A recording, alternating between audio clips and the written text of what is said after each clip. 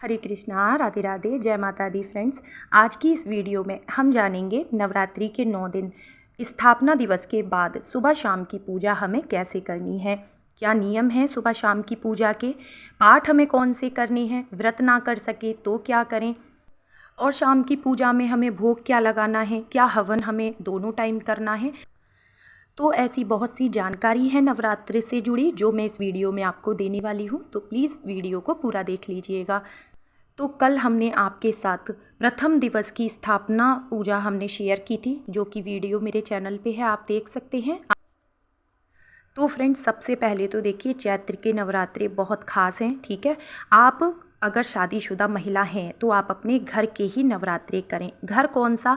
जहां आपके पति आपके साथ रहते हैं। आप चाहे ससुराल में हो, आप चाहे रेंट पे रहते हैं, या आपका खुद का घर है, नवरात्रि के पूरे 9 दिन की पूजा आपको अपने घर की ही करनी चाहिए, क्योंकि हर गृहिणी को शक्ति स्वरूपा कहा गया है, लक्ष्मी स्वरूपा कहा गया है। और अगर आप पूरे साल चाहे जितनी भी पूजा कर लें, लेकिन 30 त्यौहार पर अगर आप अपने घर में नहीं हैं तो आपके घर में चल रही दिक्कतों का कभी अंत नहीं हो सकता। इस बात को आप लिख के रख लीजिए, क्योंकि इस समय दैवीय शक्तियाँ पृथ्वी पर होती हैं और थोड़ी सी ही पूजा पाठ करने से हमारे घर के दुखों का नाश हो जाता है, रोगों का नाश हो जाता है, कलह कलेश का नाश हो जाता है। तो और जैसे एक नई सुबह होती है ना, सूरज की एक नई किरण के साथ, ऐसे ही हमारे जीवन में बदलाव आते हैं, उन्नति तरक्की के रास्ते खुलते हैं। तो ये सबसे ज़रूरी और पहला नियम है नवरात्रि का। चलिए अब जानते हैं पूजा के बारे में। तो सुबह में हम सभी जानते हैं, स्नान के बाद घर के मंदिर में आना है। जो भी सूखे फूल हैं माता के पास, फूल माला हैं, उन्हें आप हटा दीजिए, ठीक है। और जैसे कि कुछ भक्तों के कमेंट आते हैं कि दी हमारे पास किसी धातु की मूर्ति है तो क्या रोज़ाना उनको स्नान कराना है? तो नहीं, चाहे मूर्ति हो या फोटो, केवल आपको स्थापना के बाद जल छिड़क करके स्नान का भाव करना है। जगह से फोटो मूर्ति को पूरे 9 दिनों तक हिलाना नहीं होता है। चलिए अब जानते हैं जो पूजा में चढ़ाए गए फूल हैं और जो हवन की राख है उनका हमें क्या करना है। तो देखिए, आप चाहें तो रोज़ाना इन्हें घर के गमलों में, पेड़ पौधों में डाल दें, ठीक है। तो कुछ समय के बाद ही ये खाद बन जाएंगे। अगर आपके घर के आसपास कहीं कच्ची ज़मीन है, कोई पार्क है या कोई नदी सरोवर है, तो वहाँ पे आप डाल सकते हैं। रोज़ अगर वहाँ जाना पॉसिबल ना हो तो आप इन्हें किसी पात्र में या पॉलीथीन में इकट्ठा करते रहें। जिस दिन आखिरी में विसर्जन होगा उस दिन आप इन सबको भूमि विसर्जन या जल विसर्जन कर सकते हैं। बस ध्यान रखें कि पूजा पाठ की किसी भी चीज़ को आप गंदी जगह पे, किसी नाली में, कचड़े में ना डालें।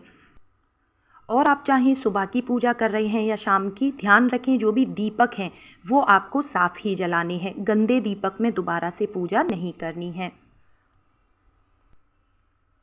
और जो भी आपने भोग प्रसाद रखा है, जैसे कि मिठाई है, फल है, वो पूजा के थोड़ी देर के बाद ही आप हटा लेंगे। भक्तों में, घर परिवार में आप वितरण कर देंगे। लेकिन जैसे हम अगर मिश्री का या बताशे का भोग लगाते हैं, 1 लोटा जल, ये भोग जो है घर के मंदिर में आप ज़रूर से रहने दें। और हर दिन आप नए बताशे या मिश्री का भोग लगाएं। जो पहले से भोग रखा है वो आप घर में सभी को वितरण कर दें। अच्छा, शाम की पूजा की बात करें तो देखिए, शाम को अभी देखिए गर्मी का मौसम है, अगर आप स्नान कर सकती हैं तो बहुत अच्छी बात है। स्नान ना कर सकें तो कम से कम वस्त्र ज़रूर बदल लें, अच्छे से हाथ पैर धो लें, उसके बाद आप पूजा करें संध्या की। अच्छा, सुबह शाम की पूजा में आपको ध्यान रखना है कि ये जो 1 लोटा जल हम रखते हैं ना भोग के लिए, ये आप दोनों टाइम बदलें। यानी सुबह का रखा हुआ जल शाम को पेड़ पौधों में डाल दें, फिर एक नया जल रखें, और शाम का रखा हुआ जल सुबह में आप पेड़ पौधों में डाल दें। इस तरह से आपको नए भोग के साथ नया साफ जल दोबारा ज़रूर रखना है। अच्छा, नवरात्रि के पूरे 9 दिन की पूजा में 2 फूल माता को श्रद्धा के साथ सुबह शाम जरूर से अर्पित करें, क्योंकि डेली पूजा की बात अलग होती है, लेकिन जब 9 दिन के लिए हमने माता रानी को विराजमान किया है तो फूल माला ना सही, 2 फूल ही काफ़ी हैं, ठीक है। और ध्यान रखना है माता के श्रृंगार के साथ साथ सुहागन महिलाएं अपना भी श्रृंगार जरूर करें, उसके बाद ही माता का पूजा करने बैठें। इसके बाद बात कर लेते हैं भोग की। तो देखिए, सुबह में आप जो भी भोग लगाएंगे, बताशे का, मिठाई का, फल फ्रूट का, शाम के समय भी आपको भोग जरूर लगाना है। शाम को कुछ ना हो सके, दूध तो सबके घर में होता है, दूध को आप मीठा कर लें, चीनी डाल लें, कुछ मेवा हो तो मेवा डाल दें आप उसमें, और माता को इस दूध का आप भोग लगाएं। अच्छा, जो लोग भी व्रत नहीं कर रहे हैं वो क्या करेंगे, सात्विक आहार लें, शुद्धता पवित्रता का ध्यान रखें, ठीक है। किसी तरह का तामसिक भोजन नहीं करना है, ब्रह्मचर्य का आपको पालन करना है। इस तरह से आप बिना व्रत किए नवरात्रि की पूजा कर सकते हैं। और नवरात्रि के 9 दिनों में कोई भी एक पाठ का नियम आपको ज़रूर लेना चाहिए। आप रामायण जी का पाठ कर सकते हैं, आप दुर्गा सप्तशती का पाठ कर सकते हैं। तो दुर्गा सप्तशती का पाठ कैसे किया जाता है, इसका डिटेल वीडियो मेरे चैनल पर है, आप कहेंगे तो मैं लिंक शेयर कर दूंगी।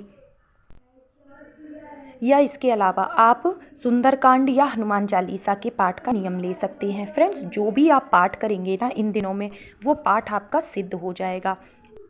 अच्छा, धन प्राप्ति, लक्ष्मी प्राप्ति के लिए आप श्री सूक्त या कनक धारा स्तोत्र का पाठ नवरात्रि में ज़रूर से करें।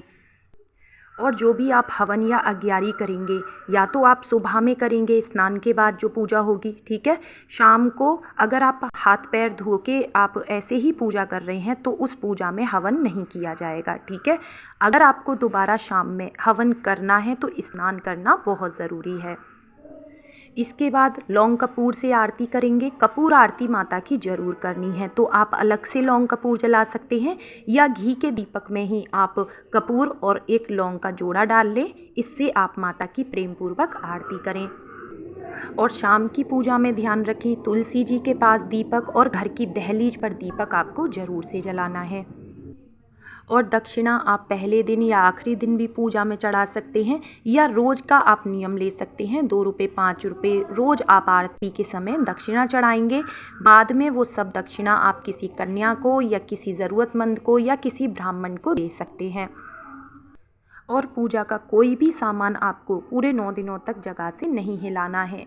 और जहां आपने नवरात्रि के पहले दिन की पूजा की है वहीं पे आपको समापन करना है। घर को बंद करके कहीं जाना नहीं है, इस बात का भी ध्यान रखें।